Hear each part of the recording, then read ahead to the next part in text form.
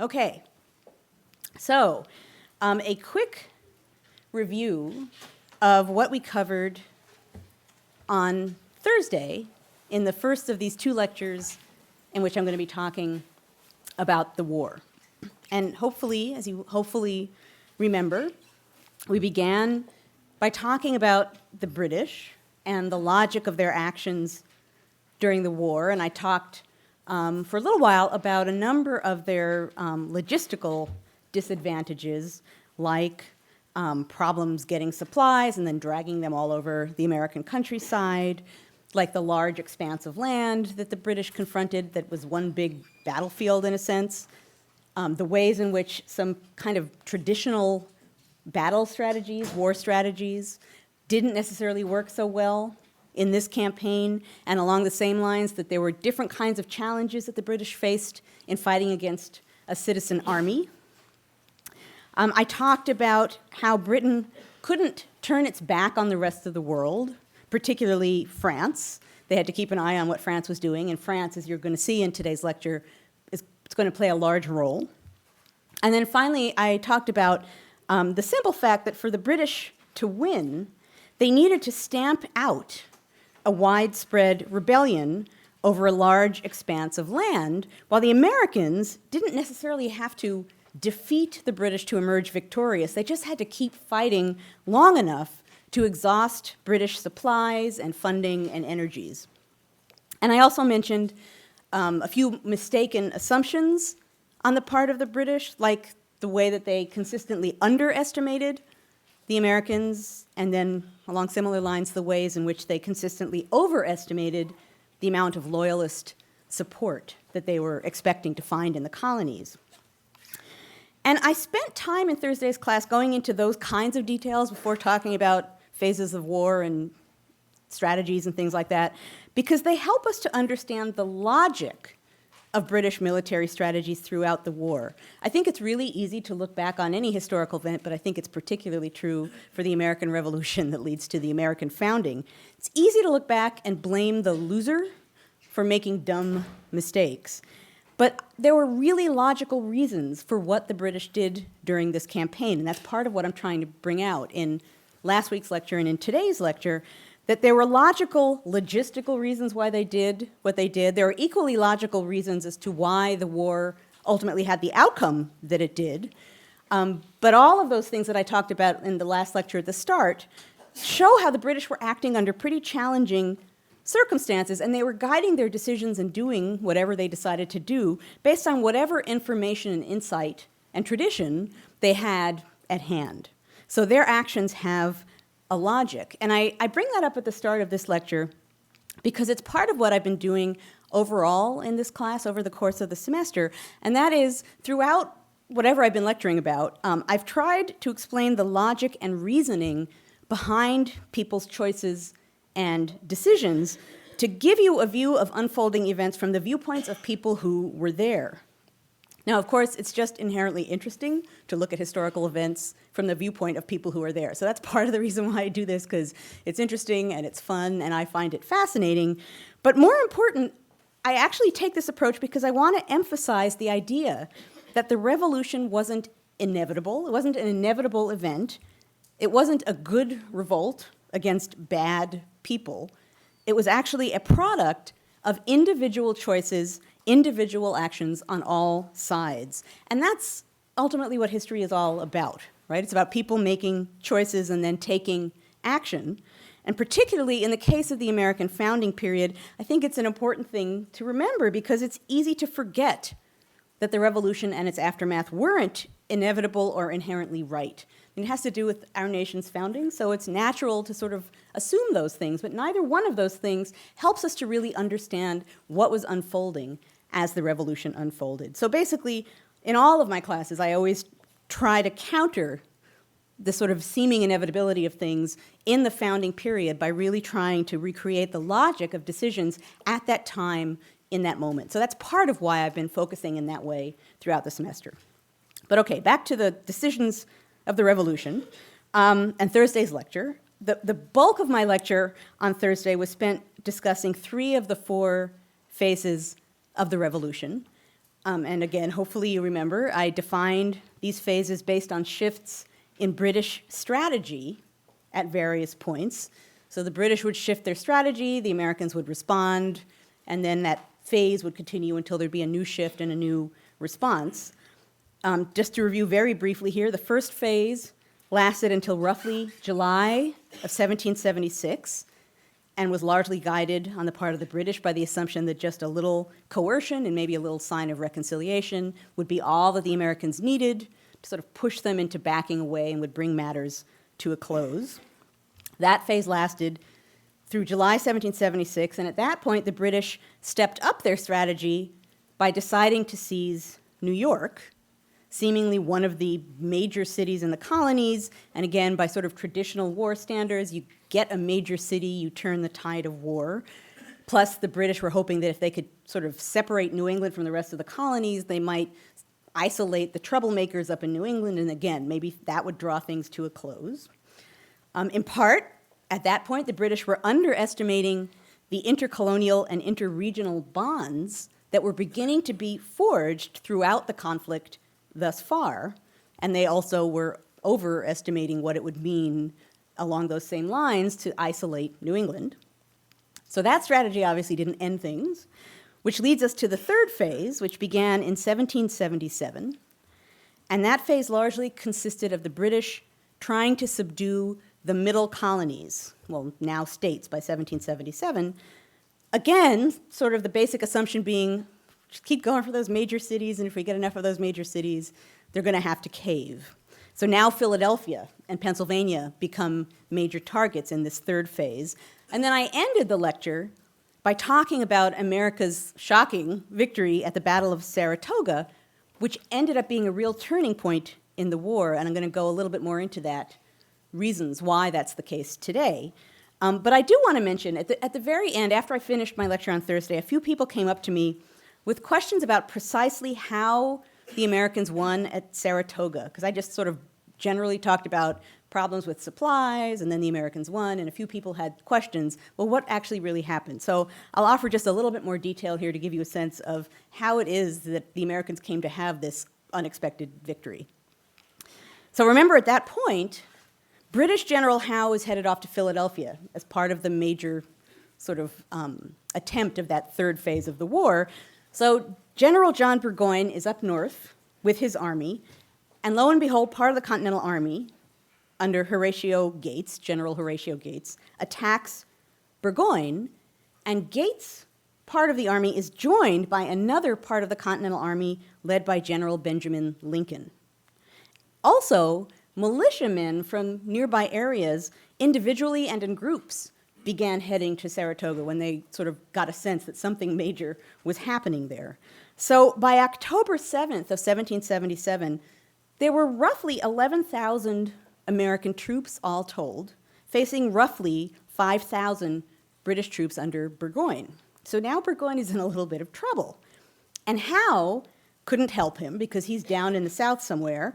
And for a little while, Burgoyne thought that there might be another group of British soldiers led by Sir Henry Clinton coming to save the day. Clinton and his men did not come to the rescue.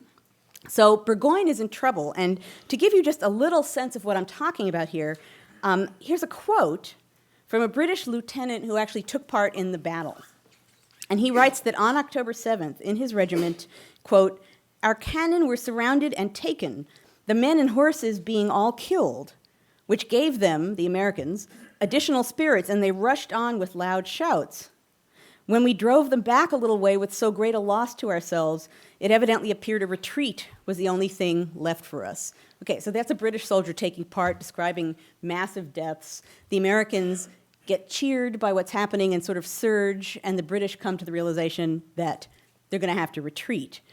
So Americans ultimately wage a war on the actual fort at Saratoga and ultimately breach the fort, and Burgoyne withdrew his army to the heights of Saratoga. He lost roughly 600 men, which was about 4 times the number of Americans that are killed in that battle, and that's the moment where Burgoyne meets with his chiefs of staff and decides that at this point what they need to do is actually surrender. And I mentioned at the very end of Thursday's lecture, the surrender ceremony, when both sides were sort of so shocked at what was unfolding that everyone was sort of quiet, and the Americans sort of had their eyes down, supposedly, because they couldn't quite believe what was happening in front of them. Now I'm going to mention one last fact regarding Saratoga that I just sort of stumbled across today, actually, but I thought it was really interesting because it relates back to my earlier point about the British overestimating the amount of loyalist support that they had in America. After he lost the battle, Burgoyne ends up going back to England, and he ends up getting examined by Parliament to explain exactly what happened at Saratoga. That must have been really fun for Burgoyne. And here are just one or two sentences from his testimony before Parliament. He said, "Would the Tories have risen? Why did they not rise round Albany and below it at the time they found Mr. Gates' army increasing?" Mr. Gates, not General Gates' army. "A critical insurrection from any one point of the compass within distance to create a diversion would probably have secured the success of the campaign." So there's Burgoyne talking to Parliament and saying, where were the Tories? Like just a little action, some diversion on the part of American Tories might have saved the day, but where were they? They weren't there. So he's puzzled, and he's partly blaming that for what happened at Saratoga. So the victory at Saratoga accomplished important things militarily. Of course, psychologically, it was a tremendous victory for the Americans after a series of somewhat less inspiring battle moments. But in many ways, the most important impact of the Battle of Saratoga was on the world stage. Because when news of the battle reached Europe in December of 1777, it gave some credibility to the American cause, particularly in France, which the Americans had already been eyeing as a potential source of support during the war. And that makes sense. Given France's long-standing enmity to England, it makes perfect sense that the Americans think, maybe the French are going to come aid us as we're fighting against their longtime enemy. Now, Benjamin Franklin, was in Paris at this point when the news begins to reach Europe. He is serving as an American ambassador. And while he's in France, he proved that among his many talents, he had an amazing talent at self-promotion. Because although he was an extremely cultured American, he was incredibly shrewd at playing the American in Paris. Basically, he knew what the French sort of expected Americans to be like, and they thought Americans were going to be these sort of simple, pure, virtuous, natural backwoodsmen. So there's Franklin. He's in the splendor, the grand splendor of the French court, and he dressed really, really simply. And many of you have probably seen this image. He always wore this sort of fur cap. Like, I just went out and killed myself an animal, and now I'm wearing this hat. I'm a backwoods philosopher. It was basically the role he was playing, was the sort of amazing, rustic, natural, backwoods American philosopher. He continually presented himself in that way, which really stood out among all the splendor of the French court, and the French absolutely adored it. He became a sort of fad of the French court. There were countless portraits and images made of him. He was put on dishes. He was put on medallions. As Franklin himself put it, "My face is now almost as well known as that of the moon," right? They just adored him in France. Apparently, Franklin also knew how to enjoy himself in France, because a little later in the war, one of Washington's aides was sent to France to control Franklin, to sort of keep him from having a little bit too much fun. Let's just say that Franklin, who was in his 70s at this point, so he's, advanced in age, Franklin liked the ladies, and the ladies liked Franklin.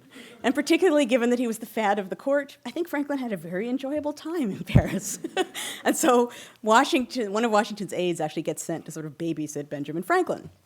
Now, all of this adulation of Franklin irked John Adams. Surprise, surprise.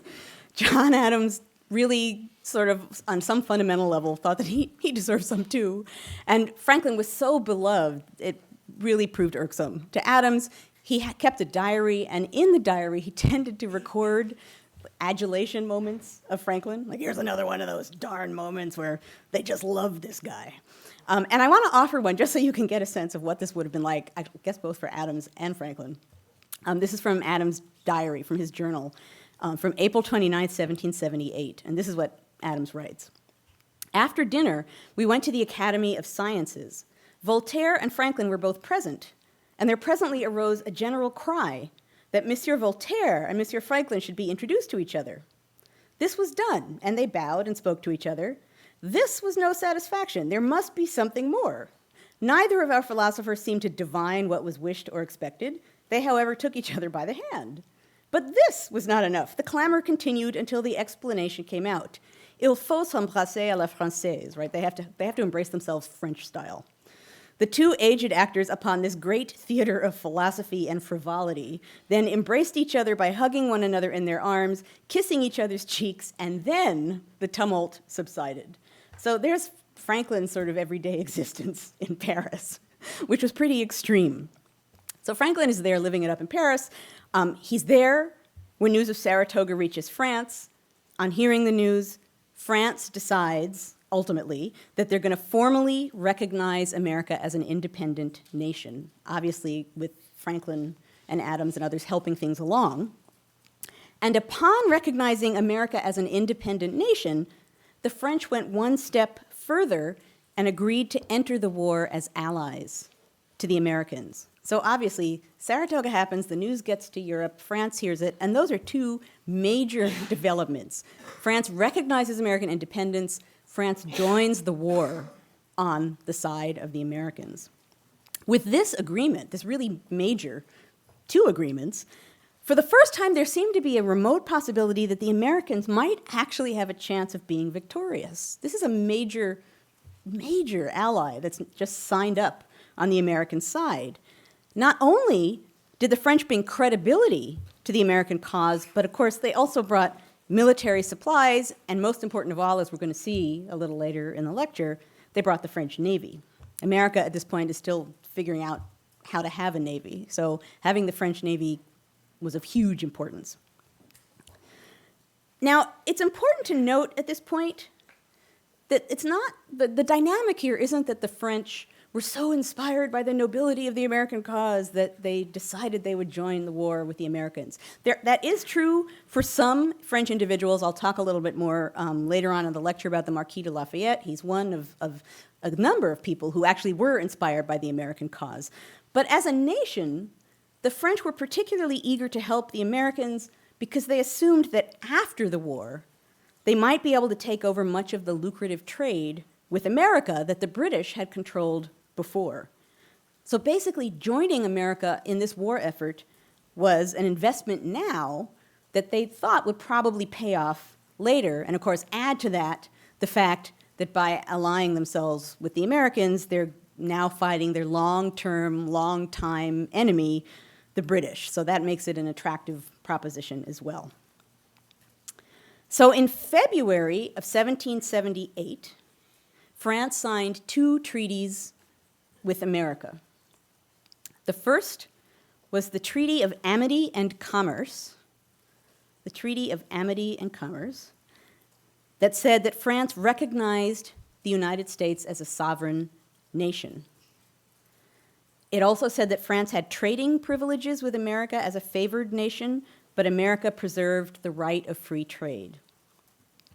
Second, France signed the Treaty of Alliance that would go into effect if war erupted between England and France because of the first treaty, which indeed it did 5 months later. So basically, the first Treaty of Amity and Commerce is signed, Britain and France now decide they're warring, and then France says, okay, now the Treaty of Alliance is going into effect. We are now officially allied with America. The stated purpose of the Treaty of Alliance was to assure the, quote, liberty, sovereignty, and independence, absolute and unlimited, of the United States.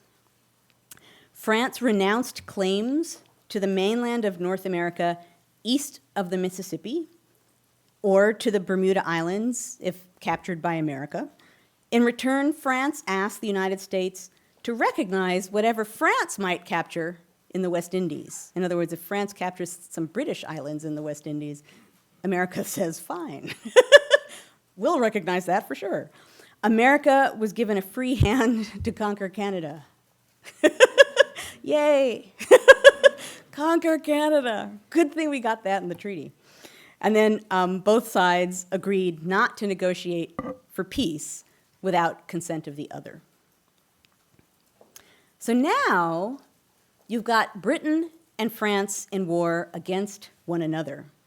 And with that, the American Revolution becomes something of a world war because Spain and the Dutch ultimately join on the side of the French. So now Europe and European powers and their own disputes also end up playing a role in who's siding with who during the Revolution.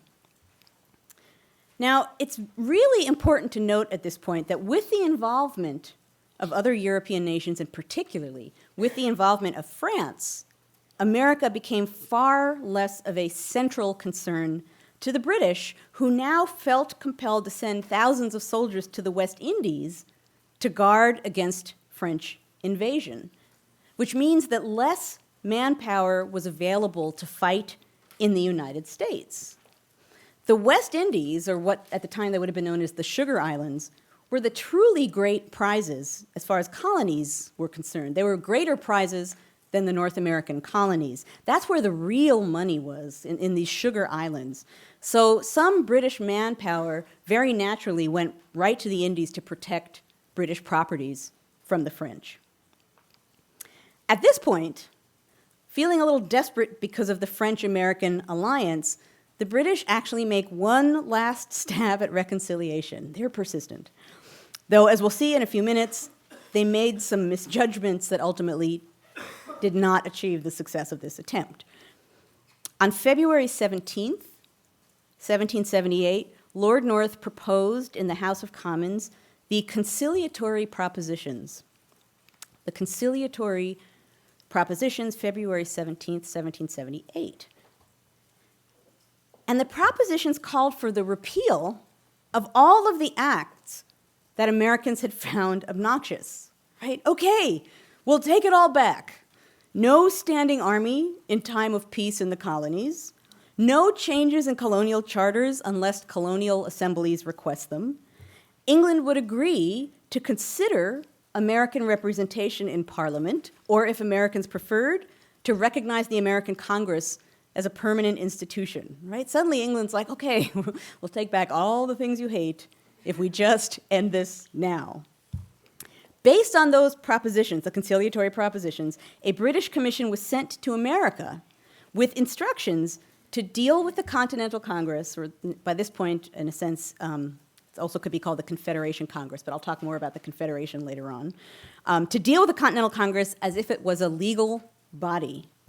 But Congress refused to appoint commissioners to meet with the British commissioners. Instead, they considered the propositions on their own in Congress and then sent a letter with their response to the British commissioners.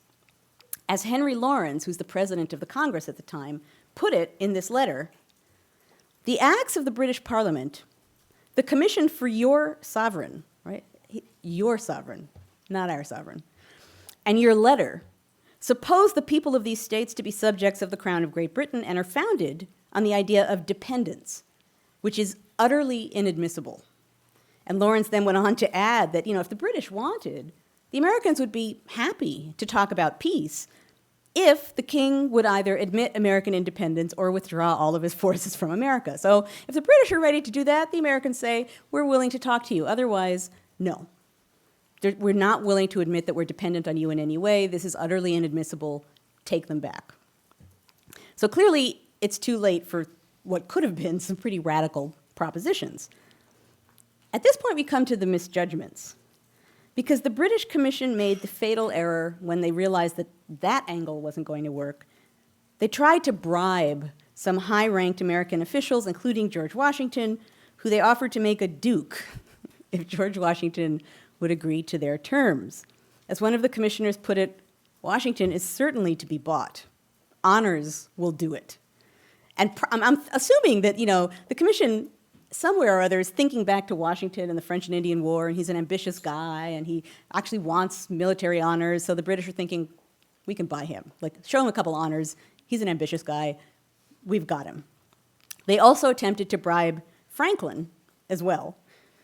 Again, showing some misjudgment on the part of the British towards either one of those men.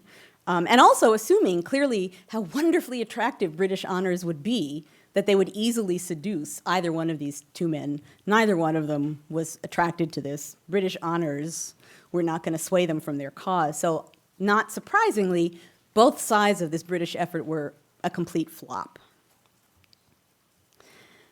Now, we're about to advance to the fourth and final phase of the war, but I do want to mention something else that happened in the winter of 1777 before I move on to this fourth phase, and that is the American Army's encampment at Valley Forge. There, Americans for a time had really serious problems getting supplies. I mean, supplies are always a problem generally, partly because the Continental Congress does not have a way of insisting on anything. I mentioned back when we talked about organizing a war, the Continental Congress was not very strong, couldn't demand things from the states, could just ask. So supplies, organizing supplies was a problem. But at Valley Forge, they became a serious problem, even just basic supplies like food, partly because of the weakness of the Continental Congress, as well as a simple lack of organization and actually some graft as well. So men were starving, some of them half naked, some froze to death, hundreds of horses starved to death. The army didn't dissolve or mutiny at this point, which actually says something, but the experience of Valley Forge suggested to some of the men at Washington's headquarters that there were problems with the weakness of the Continental Congress. And I'm going to come back to this lesson in future lectures when we begin to talk about the Articles of Confederation and the lead up to the Constitutional Convention, because the experience of the Revolution taught some people, or led some people to believe that they had learned some hard lessons about what wasn't present there during the war as far as the government was concerned, and led them to believe something stronger needed to be there. So in some ways, working at Washington's headquarters during the war was like a little nationalist creating machine where people at the center who saw how things were so hard to organize because of the weakness of the Continental Congress, many of those people ended up believing that there needed to be a stronger government after the war. That'll come in future lectures. Okay, that brings us to the fourth and final phase of the war. It's the Southern Campaign. The Southern Campaign lasted from 1779 to 1781.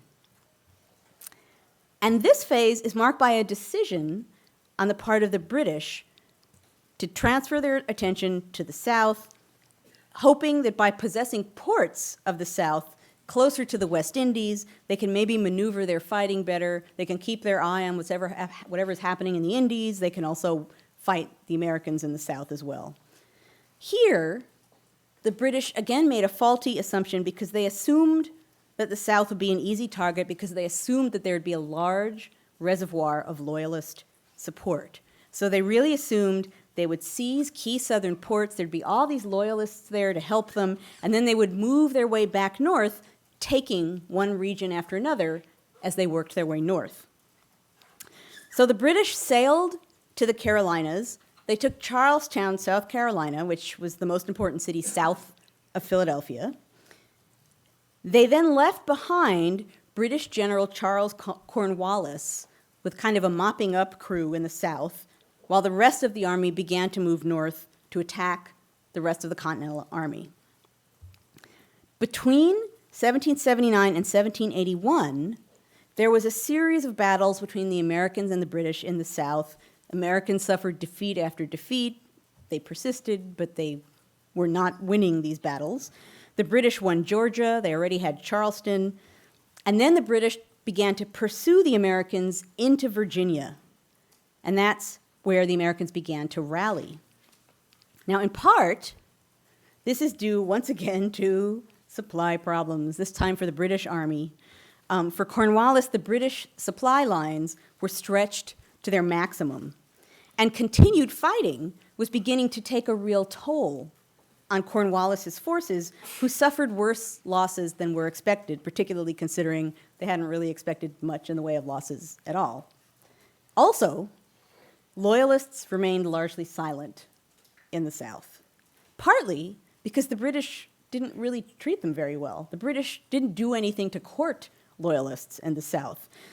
The British ruled captured areas in the South under martial law and made no allowances for loyalists. They didn't grant any power to loyalists. So basically, they did nothing to solicit loyalist support, and thus they didn't get much loyalist support.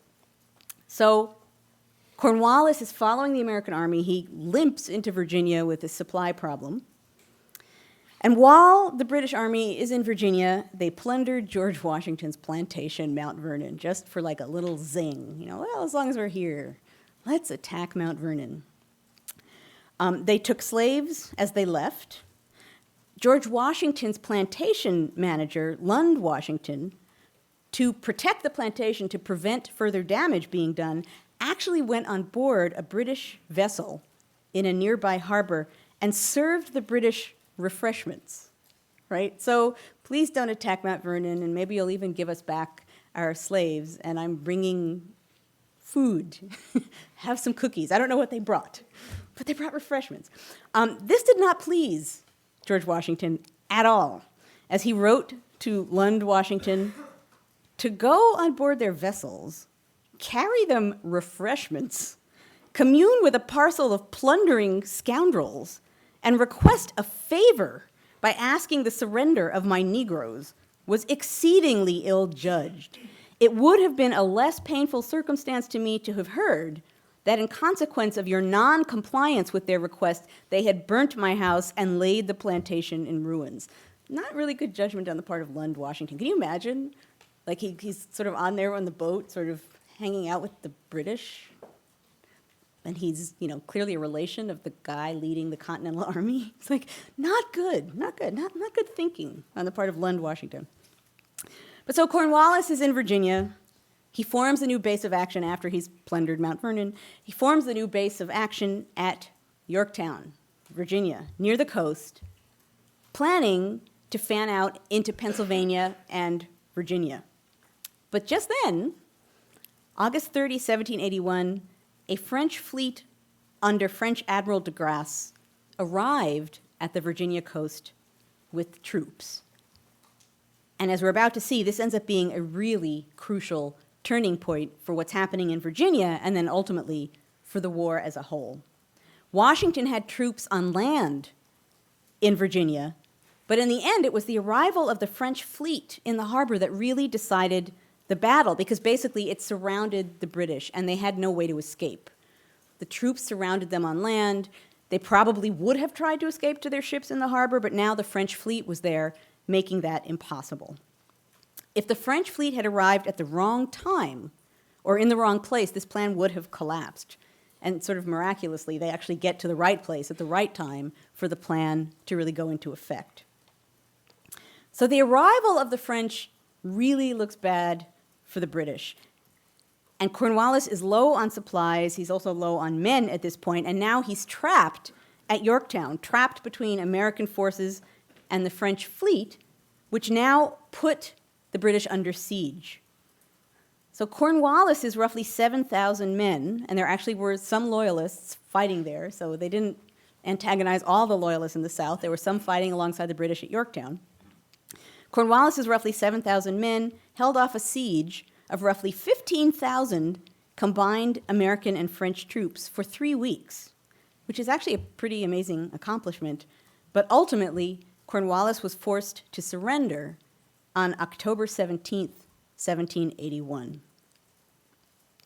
Cornwallis wrote a terse note to Sir Henry Clinton, who was then in command of the British forces in America. He wrote, quote, "I have the mortification to inform your excellency that I have been forced to surrender the troops under my command by capitulation on the 19th instant as prisoners of war to the combined forces of America and France," period. Mortified is a good word. He could not believe what had happened. Stunned by what happened in this battle and just the incredible drama of the moment, there are actually many eyewitness accounts of what was unfolding at Yorktown, because people understood on all sides that something major was happening. People described during the formal surrender on October 19th, the slow passage of the British troops past the eyes of the American troops who were lined up in 2 columns that stretched for half a mile. The British band played a tune titled "The World Turned Upside Down," which they surely felt it was. Witnesses said that the British looked, quote, unsoldierly. And I think what that means is, according to another witness, they were very much in liquor. So the British are mortified, not just Cornwallis, but they're mortified, and basically they were drunk. They couldn't quite believe that this was happening. Someone said that their ranks were broken and their step was irregular. Cornwallis was so mortified that he claimed to be sick and refused to attend the surrender. And he sent a deputy to surrender his sword to Washington. And Washington, who's so good at sort of upholding the dignity of the cause, refused to accept the sword from a deputy and had it delivered to his deputy so that terms were equal. Washington's always good at this sort of symbolic gesture. And then the British, as they were marching by the American troops, they had to lay down their arms under the terms of the surrender. And when the British were told to lay down their arms, one witness noted that, quote, their mortification could not be concealed. I am a witness that they performed this duty in a very unofficer-like manner, and that many of the soldiers manifested a sullen temper, throwing their arms on the pile with violence, as if determined to render them useless. We are not to be surprised that the pride of the British officers is humbled on this occasion, as they have always entertained an exalted opinion of their own military prowess and affected to view the Americans as a contemptible, undisciplined rabble. Now, here we come to some documents I want to mention, just because I discovered them years ago at the Library of Congress, and I found them so interesting at the time. It's just something I never had thought of before, which is the glory of doing research when you're a historian, is you just never know what you're going to find. And I was at the Library of Congress. I was actually researching dueling, right? So what I really wanted to know was, supposedly Americans learned to duel by watching the French during the Revolution, and they think this is such a great idea, they take it themselves. Sounds dubious to me, but I was researching this to see if I could find any record of this. And I found these letters from between actually British commanders and French commanders during the surrender at Yorktown. And what was fascinating about them is the British and the French are writing to each other, and what they're both basically saying in their letters is that the British are saying, okay, would you please tell the Americans to step out of the way, because they don't know how to do a surrender, they don't know what they're doing, and they're in the way. Like, just please, French commander, tell the Americans to step aside because they're pesky and they're amateurs. And the French are basically writing back to the British and saying, yeah, we understand. The Americans are in the way, you know, aren't they cute, those little Americans? We'll have them step off to the side. Like, you and I, we know how to really have a real surrender. Don't worry, like, your needs will be tended to. So basically, I found these letters in which the French and the English were treating each other as absolute equals, and neither one was treating the Americans as equals on the same plane. And it really gives you a sense of how the French and the English were these sort of long-time, old-world war veterans who, even though they were enemies, really sort of understood and appreciated each other. And the Americans are such little sort of pipsqueak newcomers, they're not even on the radar screen. So I thought that was fascinating to find the French and the English. It's not what I thought I would find. I was like, oh, cool, letters between the French and the British during Yorktown. Hey, wait a minute. The French are telling us to get out of the way. So it was interesting. It really gives you a sense of sort of American status, relatively speaking. Back in England, one witness was with Lord North when he received word of the loss at Yorktown. And as this witness wrote, North took the news as he would have taken a shot in the breast, for he opened his arms, exclaiming wildly as he paced up and down, "Oh God, it is all over," words which he repeated many times under emotions of the deepest consternation and distress. So at this point, England, which is already overtaxed, definitely sees no sign of victory on the horizon, decide to commence peace negotiations. Now, clearly, you can see how French aid had a major, major impact on what happened at Yorktown and thus on the war in general. The French gave supplies, they gave men, they gave naval support, they gave moral support, they distracted the British. In lots of ways, the French had a huge influence on the outcome of the war. Now, I noted earlier that French self-interest played some role in the decision of the French to join on the side of the Americans, but it is also worth noting that there were some Frenchmen who came to the aid of America because they actually really did get swept up into the American Revolutionary cause, and they saw it as a justified fight for freedom. And the Marquis de Lafayette is maybe the most notable example of this. He was really young at the time. He was about 19 years old. He's a marquis, so he's clearly very wealthy. And obviously, he was really moved by what was going on in America, so he actually took a large ship, loaded it with men and supplies, and sailed to America just to volunteer his ship, his men, his supplies, and himself. Here I am, joining the American cause. And he ended up being this really beloved figure in America. I mean, Washington really almost treated him like a son when you read letters that Washington writes. And Washington's not exactly a cozy kind of individual. But clearly he had a lot of affection for Lafayette. But Americans in general really admired and appreciated Lafayette because he was sort of this starry-eyed youth who sacrificed for the American cause for no reason. He just appeared because he was swept into the cause. And between 1824 and 1825, right on the cusp of the 50th anniversary of the Declaration of Independence, Lafayette actually came back to America for this sort of triumphal tour, to sort of visit old friends. I think he met with like Jefferson and Adams and I think Andrew Jackson. By 1824, there's a weird conglomeration of people that he's meeting with. But he went on a grand tour of all of America. He went to all of the 24 states. And I think he was in his 70s at the time, so he's pretty vigorous. And he was celebrated, he was paraded all over the place. He had receptions where he sort of hung out, like ready to talk to Americans. Americans of all kinds would line up on the street just to see him, to watch parades go by, to look at him enter their city. So he was beloved at the time, and then he was sort of, in a way, maybe he sort of symbolized French assistance, the French alliance afterwards, because Americans gave a lot of love to the Marquis de Lafayette. And it's important to note, I'm mentioning Lafayette because he's maybe the best known figure, but he's not the only Frenchman who volunteered to come and fight for the American cause, and actually France is not the only country where people came voluntarily to join the American cause. So back to the French, the aid of the French, clearly major factor in the American victory. And with the American victory at Yorktown in 1781, the British decide to commence peace negotiations.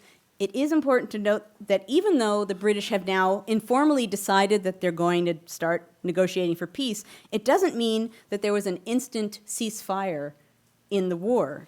There was kind of a fuzzy period here in which there was still a sizable British armed force in America. The British hadn't officially declared surrender. Authorities in London told British forces that they should avoid battle unless attacked, and they should begin to evacuate troops. But Yorktown was not really like the instant end of the revolution, and there are still skirmishes and battles afterwards for some time. People don't have any way of really knowing the war is over. There's still a British army there. It's not until June of 1782 that negotiations began in Paris. Americans sent a commission of 4 men, John Adams, Benjamin Franklin, John Jay, and Henry Laurens. It's interesting to note that even now, Yorktown, surrender, war over, we're going to have a peace negotiation. Even now, the British still hoped that maybe there'd be some way to come to terms with the Americans that would still somehow leave America within the British Empire. They're really persistent. And it wasn't until John Jay arrived in Paris, and he's a no-nonsense sort of, straightforward person. Jay actually said, look, we're not going to proceed with peace negotiations unless independence is assumed, guys. Okay, end. This is not negotiable. We're independent. War over. It wasn't until he really insisted that negotiations began and independence was really finally accepted as inevitable by the British. So Britain recognized American independence. They agreed to evacuate all royal troops from American soil. John Adams, thinking of New England, got American fishing rights off of the Grand Banks of Canada. Canada appears again. I like the fact that John Adams is there working for fishing rights. Independence, fishing rights. Thank you, John Adams. The Americans promised that they would urge state legislatures to compensate loyalists for property loss during the war. and agreed that British creditors would be able to collect pre-war debts. Even though those two very nice things were agreed to by the Americans, in fact, neither one happened in a very reliable manner and created all sorts of problems because there were a lot of states that were just not really excited about compensating loyalists or about repaying the British. No mention was made of Native Americans, many of whom had supported the British for really logical reasons, given their fears about the spreading domination of an independent American republic with settlers swallowing up land. And ultimately, many Indian nations simply didn't recognize American claims of sovereignty over their territory. For the Americans overall, independence had been won, but at a high price. And actually, only the Civil War produced a higher ratio of casualties to the nation's population. And still undecided at the close of the war were two obvious, big, major questions. What kind of society was America going to become? And what kind of government would the new nation and its states possess? These are two questions which we're going to be talking about in lectures to come. On Thursday, I'm going to talk about American society, and then we sort of segue into a discussion of people wondering exactly what's supposed to be happening, what kind of a national something is supposed to be governing over these states. And that's going to lead us up to why a constitutional convention actually made sense, because it didn't make sense to everybody, and it took a while for it to make sense to anybody. So that's to come. I will conclude there, and I will see you on Thursday.